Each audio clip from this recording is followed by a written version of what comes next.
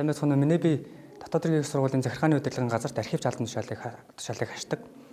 Би болохоор 2022 онд дотоод иргэний сургуулийн эрх зүйн нийгмийн ухааны сургуулийг эрх зүй архив судлал мэргэжлэр төгсөөд тэгээд тухайн үед сонгон шалгаруулалт болж таарсан архив албан тушаал дээр хүн авна гэдэг тэнд орж тэнцснээр 7 сараас нь энэ албан тушаалыг хашиж эхэлсэн байгаа. За ажил үргээ явуулах хугацаанд бол архив албан хэрэгтлийн тухай хууль, түүнд нийцүүлсэн гарсан засгийн газрын тогтоол, за өөрөөр тасалгаан шаардлагатай стандарт журмыг мөрдүүлэх, за архивын баримтын хадгалалт, хамгаалалт, аюулгүй байдлыг хангах, шаардлагатай тохиолдолд албан ажлын хэрэгцээнд архивын баримтыг ашиглуулах гэх зэрэг хууль заасан чиг үүргийг хэрэгжүүлж ажиллаж байна.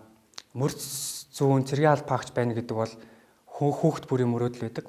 Бага бахта өсвөр насны хөвгүүн бахта цэргийн хувцастай ахыг хараад, цэргийн хувцастай эхчийг хараад ямар гоё эхч вэ, ямар гоё ах вэ?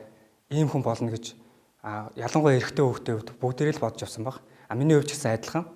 Тэгээд мөн их сургууль сурж авах хугацаанд эрх зүйч мэргэжлийг эзэмшээд дээрэс нь архив ерөнхий газар очиж дадлага хийгээд түүхийн баримтын архивтай танилцаад ингээд явж хахад энэ архив гэдэг ямар гоё мэргэжил вэ?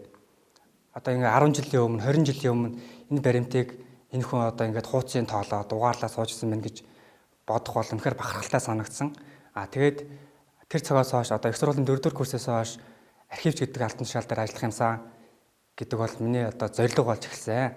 Одоо хүүхэд насны маань мөрөөдөл, цэргийн болох мөрөөдөл, за оюут авах цагтаа тавьсан зорилгыг маань хоёулангийн нэг цогц олгоод биелүүлэх боломж олгосон сургуулаа дотоод иргэний их сургууль.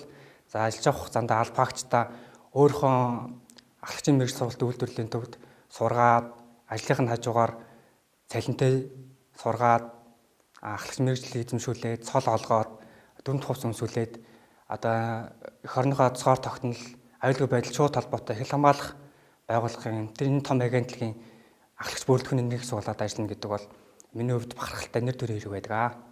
Баярлалаа.